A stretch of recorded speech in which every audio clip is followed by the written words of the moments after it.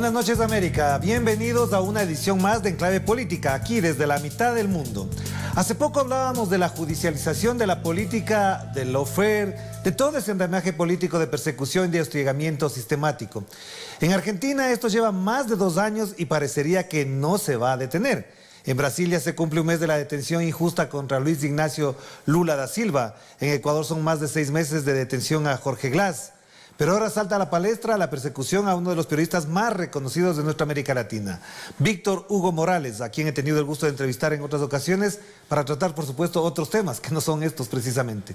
La semana pasada, apenas 4 días después de volver a salir al aire en un medio de comunicación, la justicia argentina allana su casa, embarga parte de sus bienes, se llevan muchos de sus cuadros valiosos y lo amenaza con volver para llevarse más.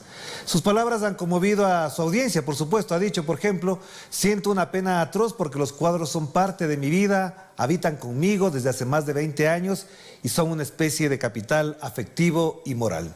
Según la información que tenemos, del total de bienes secuestrados al periodista saldrán a remate en 10 lotes por un valor inicial de $300.000. De todas formas, los especialistas aseguran que el valor en el mercado debería ser muchísimo mayor. ¿Qué hay detrás de todo esto? Por eso lo tenemos aquí a Víctor Hugo Morales para que cuente a América Latina qué está pasando en su país y con él en particular. Bienvenido, Víctor Hugo. ¿Qué tal? Buenas noches. Buenas noches, América. Es un abrazo muy grande el que ofrezco a todos. Y lo que está ocurriendo en la Argentina es que cada día tenemos un síntoma de un gobierno autoritario, de algo que se parece verdaderamente a un régimen. Cosa curiosa, se permiten criticar desde aquí otros gobiernos de América Latina por lo que aquí nosotros podemos constatar diariamente. La persecución periodística, mediática, de las corporaciones, de la mano de la persecución política y también de la justicia. Hay una pequeña historia que tengo que contar, un partido de fútbol que jugaron Boca y Real Madrid en el año 2000, en noviembre, final de Intercontinental. Ese día yo estaba en la televisión pública y la misma resolvió tomar la transmisión que se hacía privando a los argentinos del derecho a ver ese partido. Lo transmitían por cable, poniendo un pequeño televisor que estaba detrás de mí en un escenario que era todo televisores detrás. En uno de ellos se colocó el partido, que se veía de a ratos, así en pequeño, por encima de mi hombro, y que le permitió a la gente tener por lo menos una visión, una idea de lo que estaba ocurriendo en Tokio. A partir de ese momento hubo un juicio que ya lleva muchísimos años, del que yo fui absuelto en primera instancia, pero luego cayó esto en manos de lo que llamamos la justicia completamente corrupta, desviada, de la Argentina, donde el Estado de Derecho no cuenta. Y aquí, finalmente, una Cámara decidió condenarme. Yo tenía que pagar $1 millón de pesos argentinos, el canal $1 millón de pesos argentinos y el productor, que era el responsable, $1 millón de pesos argentinos. Pero Clarín, el grupo dominante, el que verdaderamente gobierna el país, dijo no, paga él solo y en todo caso, después le cobra a Canal 7 y al productor. Esa deuda de 3 millones de pesos yo la he abatido en algo así como 2 millones de pesos. Por supuesto a regañadientes, porque se trata de una enorme injusticia. Nunca el profesional que está delante de la cámara es el responsable de todo el contenido que pueda tener un programa. No lo era yo, por cierto, y en primera instancia yo fui absuelto. Consecuencia de esto vino el intento de cobro. Yo he pagado casi el 60 y pico % de la deuda.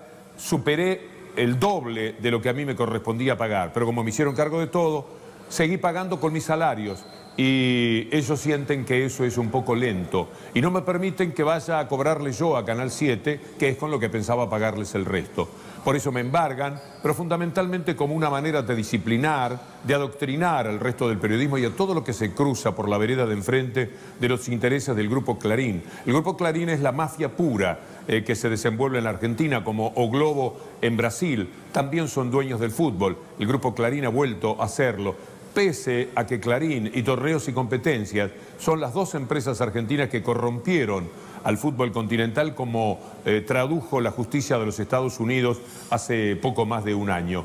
Esos son los adversarios, esta es mi posición. Naturalmente trato de confrontar con un poder que se lleva todo por delante y el otro día, como corolario de los embargos que habían protagonizado, vinieron a mi casa descolgaron esos cuadros muy queridos para mí, algunos muy valiosos, comprados en épocas en las cuales tuve acceso a incorporarme al mundo de la compra de obras de arte, y se los llevaron de la peor manera, sin embalar, cargados en un camión, con un gran desprecio, porque son brutos. El poder siempre es brutal, cuando es un poder real, el que se corresponde con el poder real. El poder político nunca consigue ser tan poderoso, salvo que, como en la Argentina, sea parte de ese poder real. Espero que se haya entendido lo que sucedió en torno a mi persona. Por supuesto que sí, Víctor Hugo, pero en esto hay una preocupación también. ¿Hasta dónde la empresa para la cual trabajabas en ese entonces también se responsabiliza, defiende a su empleado, a su trabajador, que en ese momento eras tú concretamente, y de qué manera también se entiende que se lo deje abandonado, porque efectivamente no se trata de cualquier persona, se trata de un periodista reconocido, de una figura pública, internacional, y dejarle así, ¿no? También suena a cierta complicidad. La televisión pública tiene la responsabilidad de defenderse hasta última instancia. Sus abogados tienen que cubrir todo un juicio para que se justifique el pago. Ha pasado el tiempo y todavía eso no se ha resuelto. Me parece que es más una cuestión referida a trámites que deben hacer que al deseo o no de pagar. Posiblemente ahora la televisión pública está en manos del gobierno argentino, un gobierno que me mira muy recelosamente, con mucha antipatía por mis críticas, y entonces quizás estoy chocando contra un nuevo muro, que ya no es solamente el administrativo, sino también es el de la intencionalidad política. La cuestión es que yo he tenido que afrontar solo, por mi cuenta, este juicio, porque la decisión arbitraria es la que tomó Clarín, designándome a mí para pagar, porque no le importa el dinero. Por supuesto que estamos hablando de empresas de miles de millones de dólares, casi todos robados al Estado, al fútbol, como lo ha hecho el Grupo Clarín. No les interesa el dinero que yo tengo que pagarles, les interesa adoctrinarme, doblegarme, arrodillarme, humillarme, que es un estilo de comportamiento del poder, para que los demás aprendan lo que ocurre cuando alguien osa enfrentarlos. Claro, Víctor Hugo hace un momento señaló que el tema pasa porque el diario Clarín o el grupo El Clarín gobierna el país. ¿Eso es así de real, o para explicarle a América Latina cómo se expresa ese poder del Grupo Clarín, de modo que llegue a estas instancias donde incluso se señala la insolvencia deliberada de parte, digo, de Víctor Hugo Morales para poderlo enjuiciar? El Grupo Clarín es como otros medios neoliberales de América Latina, pero con muchísimo más poder que cualquier medio en nuestra América, el que instaló a este gobierno. Para eso devastó la credibilidad del anterior gobierno, lo atacó con una sucesión de mentiras que no tienen parangón en el mundo. No se puede mentir, ni en tiempos de dictaduras, lo que el Grupo Clarín mintió sobre ese anterior gobierno. Ganó en subjetividad, le envenenó la vida a la gente, como si tuviera armas químicas. Yo diría que Clarín es un arma química que envenena la vida de la gente en la Argentina. La derecha es la derecha y ahí hay un 30, un 32% firme. Pero había gente en el medio, entre la derecha y la izquierda, que fluctúa de acuerdo, como ciudadano, a la información que recibe. Aquí el 95% de la información tiene que ver con los grupos dominantes, de los cuales el más importante, el más fuerte y peligroso al mismo tiempo es el Grupo Clarín. Una democracia completamente opacada, con un megáfono que es el más potente de todos y que le cuenta a la gente una versión tergiversada de la realidad y de la historia. Así pudieron sacar al anterior gobierno y poner a este gobierno neoliberal, que es el que les interesaba a ellos, porque inmediatamente se convirtieron en ganadores de muchas más propiedades de las que tenían antes. Nextel, Telecom, nuevamente el fútbol, se han quedado con todo. El gobierno argentino es un gobierno de las corporaciones. De las corporaciones, la más fuerte es la mediática. Y dentro de la corporación mediática, lo más enjundioso, lo que tiene mayor poder es el Grupo Clarín. Apagaron la democracia, la eclipsaron por completo, envenenaron la vida del votante, el ciudadano se quedó con una información absolutamente tergiversada y consiguieron poner hace 2 años a este gobierno al que le sacan todo. Viven robándole a través del gobierno cómplice al pueblo argentino. Esto acrecentó su poder y el poder además lo manejan muy bien.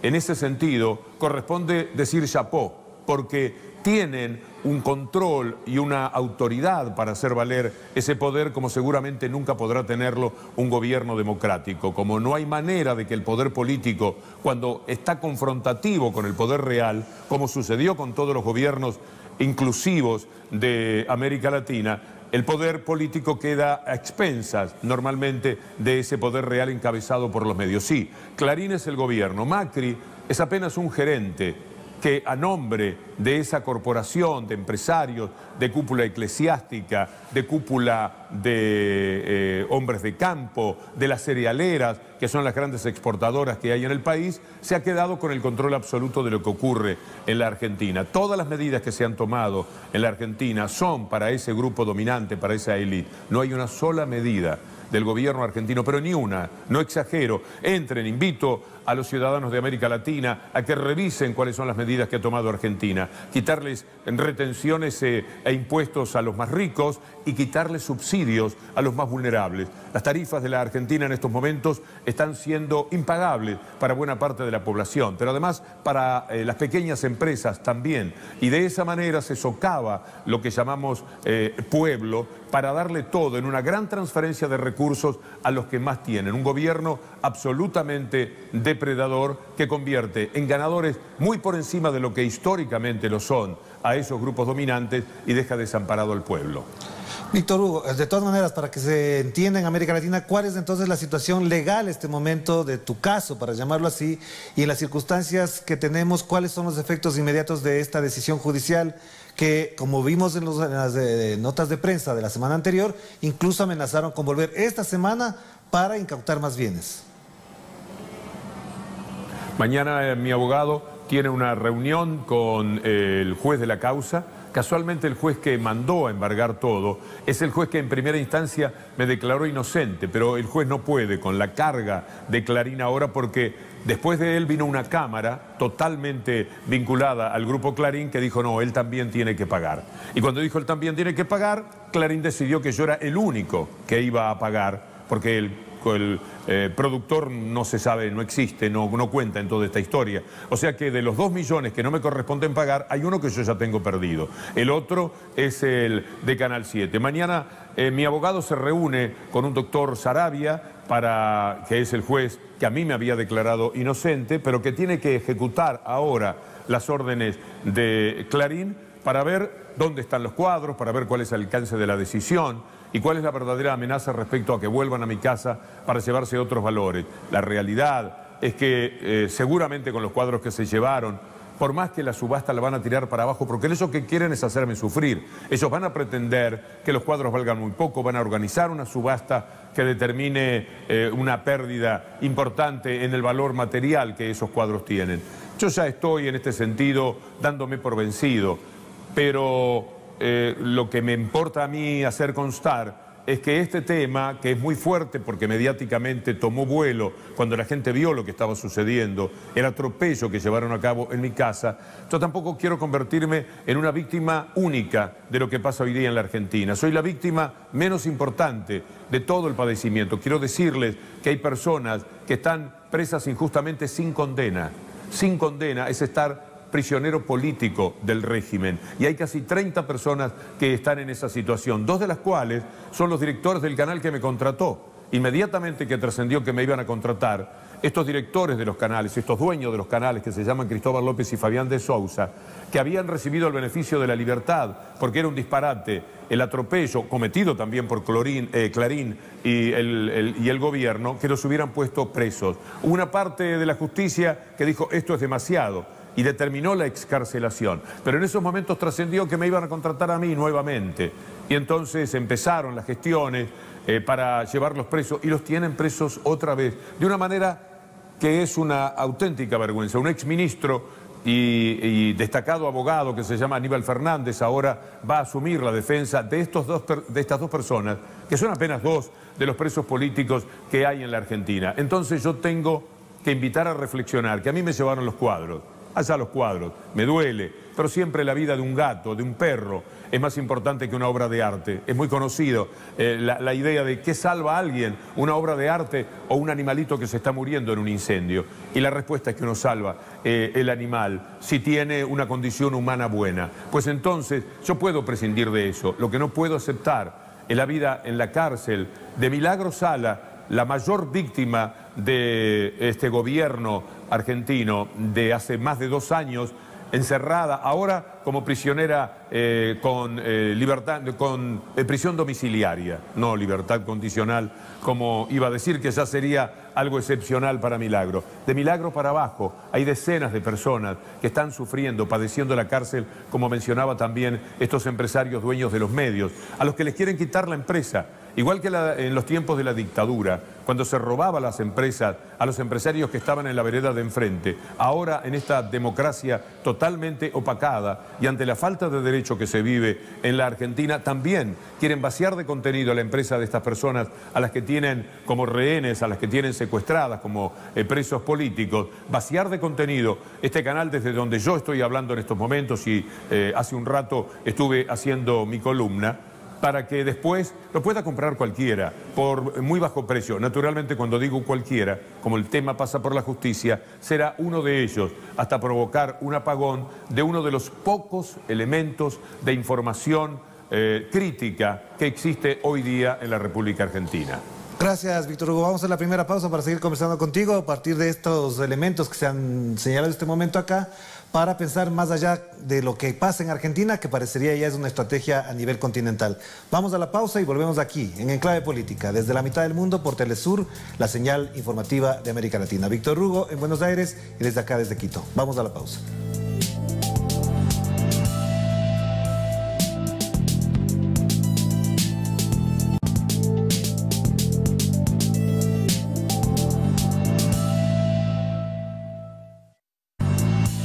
Estamos de vuelta aquí en Enclave Política, conversando con Víctor Hugo Morales, periodista de reconocida trayectoria, él en Buenos Aires, nosotros acá desde la capital del Ecuador, para hablar sobre un tema lamentable, doloroso, y esta persecución a periodistas. Víctor Hugo, la situación de los derechos humanos y de la persecución, sobre todo a periodistas, ha sido destacada por un informe de organizaciones de derechos humanos. El informe, por ejemplo, señala que el de Amnistía Internacional, que en el marzo del 2018 hubo varias denuncias sobre ataques coordinados en las redes sociales contra periodistas y los defensores de derechos humanos. Esto que lo señale Amnistía Internacional, bueno, no solamente que mancha a un gobierno como Macri, sino que también revela una situación lamentable, porque son ataques coordinados, lo dice así Amnistía Internacional. ¿Cómo explicarle esto al mundo? No entendí buena parte de la pregunta, pero en líneas generales lo que hay para responder es que los derechos humanos, por supuesto, no están en la plena vigencia si hablamos de personas encarceladas injustificadamente, pero además la Corte Suprema, al servicio total del gobierno y de ese grupo Clarín, que tiene gente designada prácticamente por ellos adentro, intentó que los genocidas de los tiempos de la dictadura tuvieran un 2 por 1, es decir, con 1 año pagar 2 de cárcel para poderlos quitar. Han intentado dar prisiones domiciliarias a aberrantes asesinos de la dictadura y han desarmado todo lo que ha sido el trabajo persistente de memoria, de verdad y justicia de las organizaciones de los derechos humanos, y los trolls manejados por el gobierno y los medios dominantes han atacado de todas las maneras posibles a instituciones que uno creyó toda la vida que jamás serían mencionadas negativamente, como madres y abuelas de Plaza de Mayo. Entonces, lo que tenemos es una persecución permanente a las instituciones de los derechos humanos, pero además hay que hacer constar que ya hay 2 asesinatos de tipo netamente político, determinados por la política represiva de este gobierno. El derecho humano a la protesta, por ejemplo, está conculcado. Santiago Maldonado, que es un caso que América Latina dolorosamente conoce, fue arrastrado a la muerte en circunstancias que todavía no se han precisado por la Gendarmería a las órdenes de la ministra de Seguridad, Patricia Bullrich, y ella naturalmente actuando a las órdenes de Macri, y Macri respondiendo a los intereses del gobierno, de las corporaciones y de los grandes latifundistas del sur, que tienen en los mapuches un enemigo al que le robaron primero históricamente todo y ahora no quieren darle las tierras que les corresponden a ellos. Y en consecuencia ahí hay un litigio permanente, constante, que ha determinado cárcel, persecución y finalmente la muerte. En principio de Santiago Maldonado y luego de Rafael Nahuel, un chico de 21 años al que asesinaron por la espalda al cabo de una protesta realizada también por los mapuches. Un asesinato vil que el gobierno ha querido enrostrar como una cuestión referida a un ataque sufrido por los mapuches. La ministra de Seguridad llegó a mentir que tenían armas los mapuches con los cuales arrancaban árboles de cuajo. Ya están todas las pruebas dadas de que no tenían armas, de que no tuvieron la mínima posibilidad de repeler el ataque de las fuerzas policiales, para decirlo sintéticamente, de la Argentina, que los estaban atacando a ellos para quitarlos de los lugares a los que tendrían que tener el derecho de habitar porque históricamente les pertenecen. Represión y muerte para los mapuches, heridos en muchísimas manifestaciones y detenidos que no tenían que estar, por supuesto, en esa condición por el derecho a la protesta. Ese es el panorama que tenemos en derechos humanos en la Argentina. Víctor Hugo, entonces en estas circunstancias evidentemente es obvio decir lo que voy a plantear y es que pierde la verdad, es decir, no se conoce la realidad. Por suerte tenemos espacios como estos como para poder conversar y denunciar, pero al mismo tiempo se ha gestado en Argentina como en América Latina un odio, una división que es increíble, o sea, es insoportable ver todos los mensajes de odio que hay en las redes sociales. Por eso reiteraba que el informe de Amnistía Internacional dice que hay agresiones que tienen el propósito de descalificar a la vez de actuar de un mecanismo para disciplinar y generar autocensura. Entonces, la pregunta es, ¿hay autocensura en Argentina en estos momentos? ¿Cómo se explica eso también? Sí, es autocensura o complicidad, y yo quiero quedarme un poquito del lado comprensivo de lo que pasa con muchísimos comunicadores en la Argentina, y entonces lo que hay es autocensura. Esto hay que entenderlo así. Los medios privados son los que manejan la línea editorial de cada empresa. Entre los periodistas que contratan afines a esas ideas y que luego son naturalmente dominados si no fueran obedientes de esas posturas, ellos establecen cuál es la línea periodística. Para el periodista no hay libertad, lo que hay es una libertad de empresa y la empresa somete al periodista. El periodista ni siquiera aprovecha hoy día los márgenes de independencia y de libertad. Hay escasas excepciones en este sentido. Tendríamos que hablar de autocensura, pero también está bastante comprobado. El otro día se publicó una lista del gobierno de la ciudad, que es parte del mismo partido del gobierno nacional, en el que tenían listas de periodistas a los cuales ellos sabían que podían comprarlos, dándoles pautas publicitarias, dándole dinero para que ellos estuvieran obrando, hablando a favor de medidas del gobierno de la ciudad en una incineración de la basura que se tenía que hacer. Eso trascendió y fue denunciado en la propia legislatura de la ciudad. Hay autocensura, por supuesto que hay complicidad, a veces por intenciones económicas y a veces por una cuestión de ideología. Pero lo que está muy claro es que el 90 y pico % de la información que reciben hoy día los argentinos está teñida por los intereses corporativos. Y como el poder del medio dominante consigue fijar la agenda también por encima de otros medios que no pueden rebatirles, lo que tenemos es un momento dramático para la democracia de la Argentina, porque sin medios de comunicación que puedan discutir políticamente, no hay manera de tener un ciudadano bien informado, y si el ciudadano está muy mal informado, no tenemos democracia. Esto cuesta mucho que lo entiendan, por ejemplo, en Europa. Liberación piensa de una manera, aunque ahora la compraron sectores de derecha. Le Monde y Figaro tienen sus matices, por lo menos tienen matices, y no son los dueños de los canales de televisión, nunca. Y a su vez no son los dueños de intereses como en la Argentina ocurren con el fútbol, con la telefonía. Clarín es dueño del fútbol, de la telefonía celular, de la internet, es decir, tiene absolutamente todo el control informativo de todo lo que ocurre en la República Argentina. En Estados Unidos, si New York Times dice algo contra Bush, aparece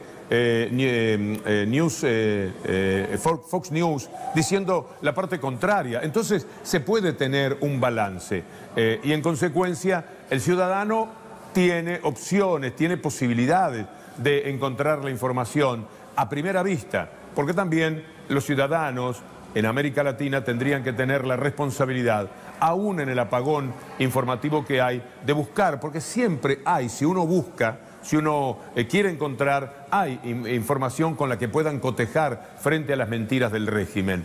Con lo cual, a veces, el ciudadano se deja estar demasiado. Pero en líneas generales, lo que pasa en la Argentina, en Brasil, fundamentalmente en estos dos países, no pueden imaginárselo en el resto del mundo, no lo pueden comprender. El diario Clarín, junto con La Nación, son dueños del papel, de todo el papel con el que se editan los diarios y las revistas en la Argentina. Imaginen ustedes el control, el dominio que tienen a través de esto sobre los otros medios, y lo tienen desde hace muchísimos años. Con ese dominio, con ese poder, extorsionan a los gobiernos. Con el poder dictatorial, con la dictadura sangriente, negociaron, por supuesto, y consiguieron todo ese poder, por ejemplo, de papel prensa. A los gobiernos democráticos los extorsionan, los hostigan, tienen la posibilidad de conocer vida y milagro de los políticos y de los jueces, y con eso acogotan a las personas, asfixian la resistencia de las personas, y son muy pocas las voces que finalmente se les pueden oponer. Pero todo esto, incluso, Víctor Hugo, fue parte también de una estrategia para desmontar la ley de servicios audiovisuales que fue aprobada en el año 2009, y con las reformas del gobierno de Macri prácticamente se favorece la concentración. Entonces, ¿cuál sería la respuesta? Porque ya están dadas las cosas así, ya ocurrió esto, y frente a eso, ¿qué se puede hacer? Porque si seguimos así, entonces podremos cerrar la puerta y despedirnos nada más. Sí, es que van a seguir así las cosas mientras esté este gobierno, y aunque haya otro gobierno de corte progresista, les será muy difícil destrabar todo esto, que no pudieron con la ley de medios. La ley de medios se votó el 10 de enero del año 2009, el 10 de octubre del 2009. Inmediatamente empezaron a poner trabas judiciales en esos juzgados que siempre le pertenecen a Clarín, que se sentía la primera víctima. Todo lo que tenía que hacer era dividir su poder, tener más bocas de expendio de lo que ellos estaban diciendo. Declararon que la ley era inconstitucional, hasta que la Corte Suprema en el año 2013, o sea, 4 años después, dijo que la ley era constitucional, pero al mismo tiempo hubo trabas burocráticas para que se pudiera hacer la división, hasta que consiguieron que llegara este gobierno, que con un decreto así de simple, determinaron que una ley que había tenido decenas de foros en todo el país, que tenía el aporte de los especialistas más importantes y de las fuentes también más valiosas que existen en el mundo entero sobre lo que es la libertad de expresión, esa ley que fue votada en el Congreso, esa ley que es una ley del pueblo, fue abatida por Macri a nombre de la Corporación de Clarín apenas empezó su gobierno. Fue lo primero que hizo, desmontar todo ese operativo. Entonces, los medios privados, esos que el gobierno protegió o que buscaron la protección a través de ese gobierno, se quedaron absolutamente con todo. No hay chance en estos momentos, en democracia y en otra cosa no se puede pensar, de vulnerar este poder. Es un poder para quedarse, es un poder por muchos años. Yo sueño con que el próximo gobierno progresista que aparezca en la Argentina, porque eso sí puede haber, un cambio de gobierno, un poder político diferente al que tenemos ahora, puede existir, pero tiene que lidiar con este poder real. Ese poder real afirmó, aseguró todo, lo blindó desde el punto de vista judicial. Es imposible trabajar si no se hace con una enorme energía, una disposición que tenga contexto democrático, pero que también tenga lo punzante que en estos momentos tiene que ser un gobierno para ir, primero que nada, contra las atrocidades del poder mediático que hay en la Argentina, tratando de no vulnerar el elemento que ellos más agitan, que es el de la libertad de expresión, que no es libertad de expresión, sino libertad de empresa. Luchar por algo que en estos momentos no tiene el ciudadano argentino, que es el derecho a la información.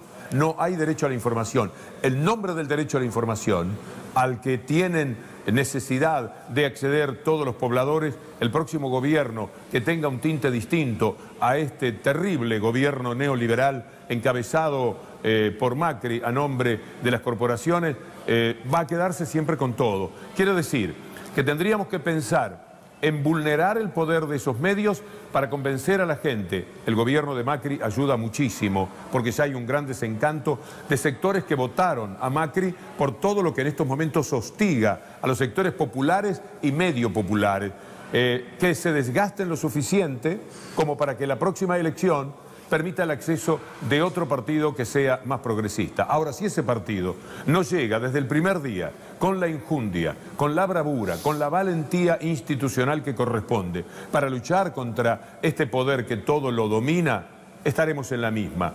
Y si el poder que ahora tienen les permite en el triunfo cultural que siempre obtiene el capitalismo mantenerse 4 años más en el poder, yo, que soy un hombre ya grande, no podré ver un cambio en la Argentina ni en lo que está pasando en la América Latina, que ya fue derrumbada por la ola neoliberal que se mueve en el mundo y se mueve a placer, porque son los dueños de los medios, los dueños de la economía, los que pueden determinar qué ocurre con el dólar en cualquier país, los que determinan cómo se abastece a un pueblo. Para los sectores más pudientes no se les priva de nada, pero para los sectores populares hacerlos padecer distintos tipos de escasez para que sufran, para que no puedan estar haciendo valer su convicción de gente que ha querido mantenerse dentro de lo que llamamos el progresismo, las ideas más socializantes, el colectivismo que nos protege a todos, la sábana amplia del Estado, por lo menos para los más vulnerables. Ellos la quieren cortita para que proteja solamente los intereses de los más poderosos. Muchísimas gracias, Víctor Hugo. Muy amable por estar con nosotros. Todo lo que has dicho efectivamente nos duele, pero esa es la realidad. Un saludo desde Buenos Aires a través de la amada ciudad de Quito a toda América Latina. Un fuerte abrazo y hasta siempre. Gracias, muy amable.